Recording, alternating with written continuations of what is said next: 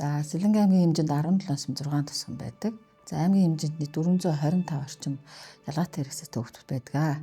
Эрүүл мэндийн яам болон хөдөлмөр нийгмийн хамгааллын яамны сайдын хамтарсан тушаалаар хөгжлийн бэрхшээл төвхтэй эрүүл мэнд боловсрол нийгмийн хамгааллын салбар комиссыг одоо аймагт байгуулсан. За манай салбар комиссны 7 хүний бүрэлдэхүүнтэй. За энэ комиссаараа бол аймгийн хэмжээнд дэх ялгаатай хэрэгцээтэй хүүхдүүдийг одоо талаар шийдвэр гаргах, тэдний хөгжлийг дэмжих асуудлуудыг одоо бид 14 хоногт нэг удаа одоо хуралддаг. Комиссийн хурлаар ялгаатай хэрэгцээтэй 0-18 насны хүүхдүүдийн асуудлыг бол бид шийдвэрлэж ажилладаг. За үүн дотроо тухайн хүүхдэд яг тохирсон хөгжлийн төлөвлөгөө боловсруулж ажилладаг. За бид нар хамгийн түрүүнд эцэг эхтэй ярилцдаг.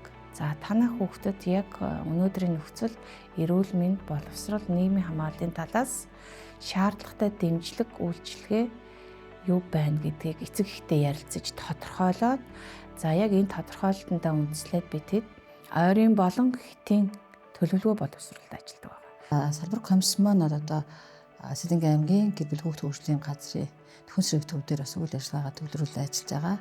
За бидний хувьд бас нэг давуу тал нь Японы хүүхд хэвийг сантай хамтран тэгш хүртээмжтэй цогц үйлчлэгээ бага насны хүүхдийн хөгжлийг дэмжих төсөл хамгаалснаар бас илүү бас хөгжлийн ялгаатай хэрэгцээтэй хүүхдүүдтэй хамтран ажиллах арга зүгээр хангахад бас нэлээд төлөвлөс олж давуу тал болж байна.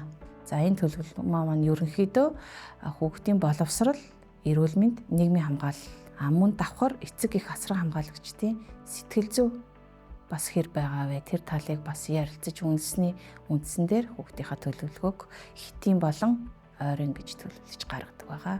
Хамгийн анх бол хүүхдийн ялгаатай хэрэгцээтэй хүүхд маань нэг ийм хэрэгцээ шаардлага байгаа юм байна.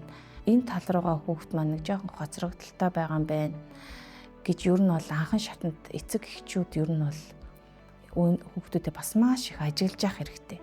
Үнэхээр хүүхд маань ийм хоцрогдолтой байна гэж үзвэл нарийн мэрэгжлийн эмчтэр очиод оншоо баталгаажуулаад онш баталгаажиж ирсний дараа манай комисс дээр хүүхд маань орж ирдэг байна.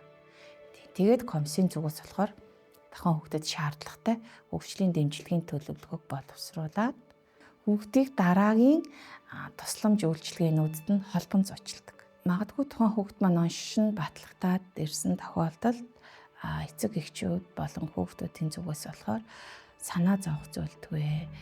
Учир нь яг та бүхний хэрэгцээ шаардлага тохирсон салбарын төлөөлөлтэй манай салбар комисс маань ажилладаг учраас та бүхэндээ шаардлагатай тусламж үйлчилгээг дэмжлэгт хамруулахад бол бэлэн байгаа учраас санаа зовох зүйлгүй гэж